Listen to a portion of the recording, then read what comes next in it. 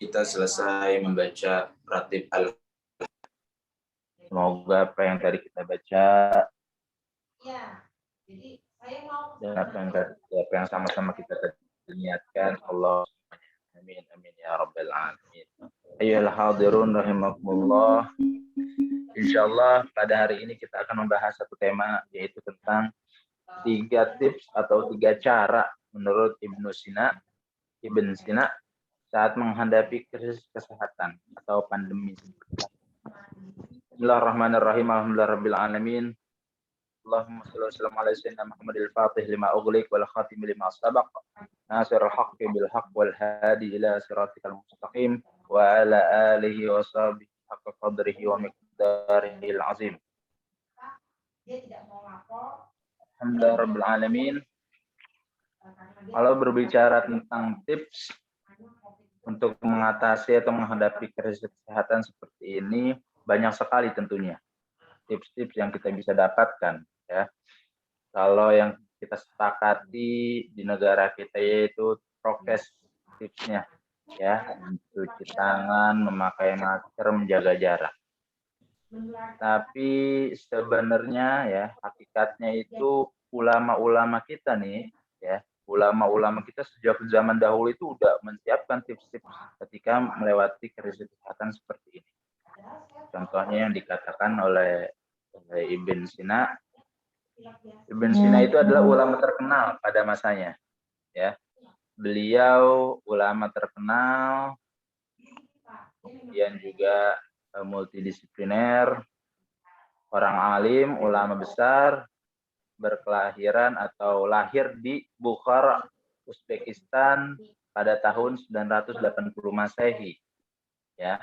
Nama sebenarnya, nama aslinya itu adalah Abu Ali Al-Husain ibn Abdullah ibn Sina. Jadi kita itu sering menyebutnya itu dengan singkatan Ibn Sina. Ya. Kalau nama sebenarnya adalah Abu Ali Al-Husain bin Abdullah ibn Sina. Nah, atau juga Ibn Sina ini dikenal juga sebagai bapak kedokteran dalam Islam. Kalau di dunia barat, ya, beliau dikenal dengan nama Avicenna. Ya, artinya sumbangsihnya untuk peradaban manusia itu sangat besar. Beliau mengatakan bahwasanya 3 tips yang dapat kita lakukan untuk menghadapi krisis kesehatan.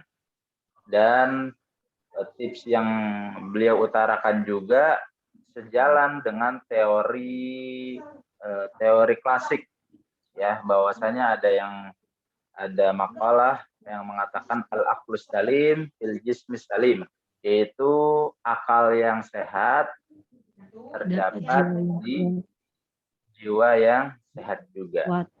Atau bahasa Latinnya mensana in corpore sano, ya. Nah, jadi jauh-jauh sebelum masa modern sekarang ini, itu ulama kita itu sudah mengutarakan, sudah memberikan solusi bagaimana kita menghadapi.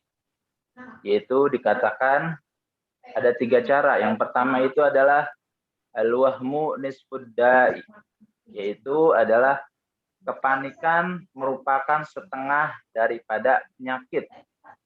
Nah, bahwasanya kita itu kan kalau sedang mengalami keadaan yang genting, yang bahaya, yang darurat, secara manusiawi itu pasti kita panik, ya kan? Padahal kalau kita dalam keadaan sakit, kalau kata Imam Ibn Sina ini, ya, bahwasanya kepanikan adalah setengah dari sakitan itu. Artinya bagaimana? Kita nggak boleh panik, tetap santai, tetap rileks, ya, tetap tenang. Mau dalam keadaan darurat, genting, bahaya sekalipun, kalau kita tenang, jadi otak kita itu bisa merespon yang hal-hal positif, bertindak pun juga akan tepat gitu. Jadi tidak urakan. Ya, betul, tidak gerabak gerubuk, ya. Nah, Jadi itu tips yang pertama, yaitu al-wahmu nisfud da'i. Artinya kepanikan merupakan setengah daripada penyakit. Jadi kalau kita mau mau sehat ya, biar tidak terjangkit ataupun menjadi lebih sakit diri kita ketika melewati pandemi sekarang ini, hilangkan rasa panik dulu itu. Ya, mau kita dalam keadaan lagi sakit, nggak sakit, ya. Kalau panik itu jadi men-trigger, mendorong kita itu malah menjadi semakin parah. Ya, yang nggak sakit aja kalau panik bisa sakit. Apalagi kalau lagi sakit, ya kan? Kalau lagi sakit berarti tambah sakit. Itu tips yang diutarakan Ibnu Sina yang pertama. Itu kepanikan setengah daripada penyakit. Kemudian yang kedua adalah wal itma'inna nisfud dawa. Itu adalah setengah daripada obat.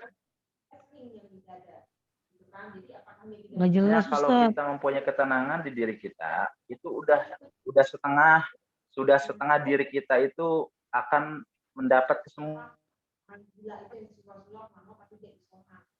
Ya, jadi kunci tenang. Bahwasanya ketenangan adalah setengah daripada obat. Jadi kalau kita sedang dalam keadaan sakit, tenang aja, optimis bahwasanya kita bisa melewati sakit ini dan optimis bahwasanya Allah akan mengangkat penyakit kita. Tidak ada penyakit yang tidak ada obatnya. Kalau misalnya kita itu pengen biar lebih tenang ketika dalam kondisi krisis kesehatan kayak gini nih, bagaimana caranya? Ala bidzikrillah tatmainnul qulub. Bahwasanya dikatakan dalam Al-Qur'an, kalau kita mau tenang, berzikirlah. Nanti hati kita akan tenang. Baca zikir sesuai kemampuan kebisaan kita. Bisanya baca istighfar yang banyak. Baca sholawat, baca tasbih, baca tahlil, baca tahmid. Apapun yang kita bisa. Karena itu yang dianjurkan di dalam Al-Qur'an, ya. Mengingat ala bidzikrillah, bahwasanya berzikirlah engkau, karena dengan berzikir tatmainnul qulub, bahwasanya hati engkau akan tenang. Ya. Kemudian itu adalah tips yang kedua. Bahwasanya kita harus tenang. Nah, ini juga sejalan bahwasanya apa yang dikatakan di dalam hadis qudsi. Ya, dikatakan dalam hadis qudsi.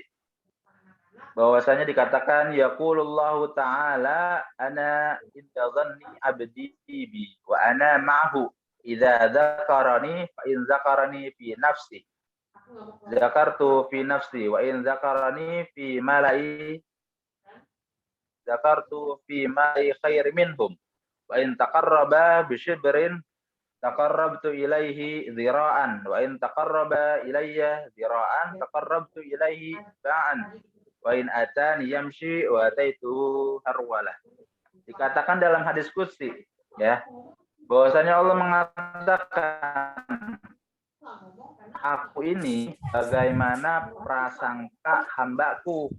Kalau hambaku ini berprasangka bahwasanya aku bisa menyembuhkan penyakitnya, bisa mengangkat penyakitnya, aku akan sesuai prasangka dia.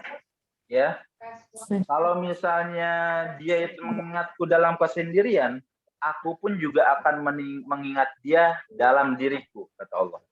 Apabila dia mengingatku dalam keramaian, aku pun juga akan mengingat dia dalam keramaian yang lebih baik dari dia. Artinya keramaian dalam malaikat, ya. Perkumpulan malaikat maksudnya. Kalau misalnya kita mengingat Allah ketika di keramaian orang, Allah akan mengingat kita di keramaian malaikat, perkumpulan malaikat. Allah akan mengingat kita. Dan apabila kita mendekat kepada Allah satu jengkal, ya, apabila kita mendekat Allah sejengkal, Allah akan mendekat kepada kita itu satu hasta.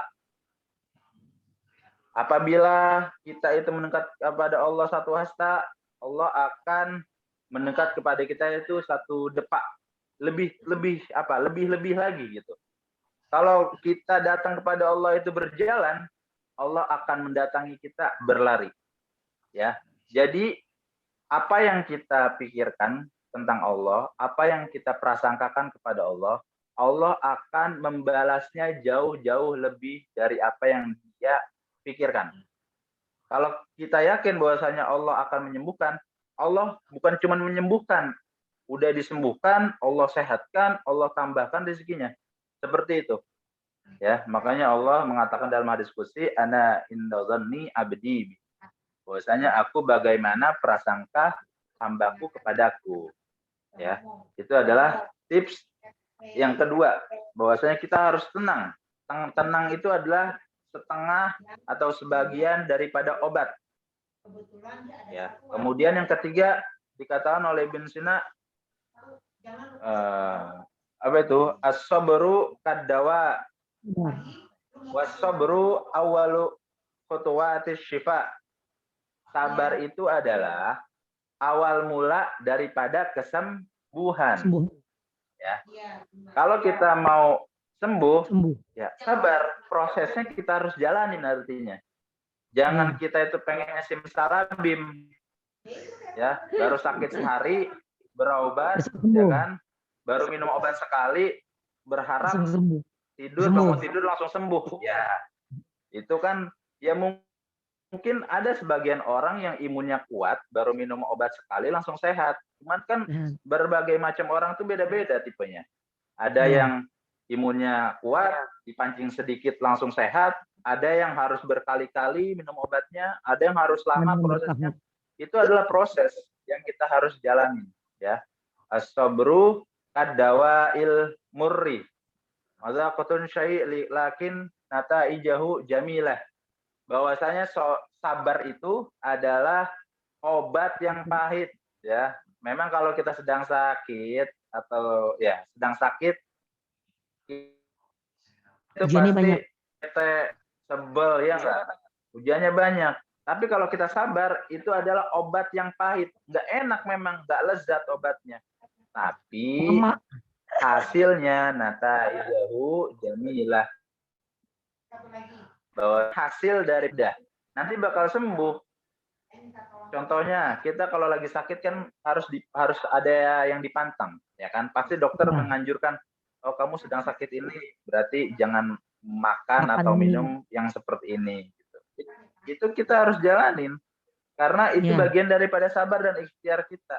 Kalau kita ikutin aturannya, kita jalanin, nanti hasilnya jamilah, indah.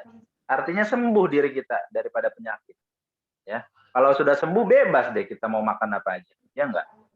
Nah, memang kita harus sabar. Jadi 3 kunci itulah atau 3 tips itulah bagaimana kita cara menghadapi krisis kesehatan seperti ini. Pertama, tidak boleh panik karena panik itu adalah setengah daripada penyakit. Ya. Kemudian yang kedua, tenang adalah setengah daripada obat. Kalau kita sudah punya ketenangan di diri kita, kita yakin bahwasanya sakit biarin, memang Allah lagi kasih sakit. Nanti kalau misalnya Allah udah takdirin kita sembuh, kita sembuh aja. Yakin aja. Berarti kita sudah mempunyai setengah daripada obat di diri kita, yaitu ketenangan. Yang ketiga apa tipsnya? Sabar. Kalau kita sabar adalah awal mula dasar Tuhan. Kalau misalnya kita dapat menjalankan 3 prinsip ini, 3 tips ini, insya Allah mau bagaimanapun krisis kesehatan yang kita alami, ya, apapun itu, mau itu pandemi ataupun penyakit-penyakit yang membahayakan sekalipun, itu bakal bisa kita atasin dan kita nggak bakal panik dan pasti Allah akan menyembuhkannya. Gitu. Jadi mari kita sama-sama kita berpositif thinking, ya, tingkatkan rasa optimisme kita, kemudian juga jangan terlalu difikirkan, ya, karena kalau kita pikirkan terus akan menambah kepanikan di diri kita. Kalau panik, apalagi kita sedang sakit, malah makin drop diri kita. Jauh daripada kesembuhan kalau kayak gitu. Jadi kalau pengen sembuh, 3 tips ini dijalankan. Kita sama-sama jalankan. Ya, Amin. mungkin kiranya hanya itu yang dapat saya sampaikan. Wallahul muwafiq ala aqwamit thariq. Wassalamualaikum warahmatullahi wabarakatuh. Waalaikumsalam.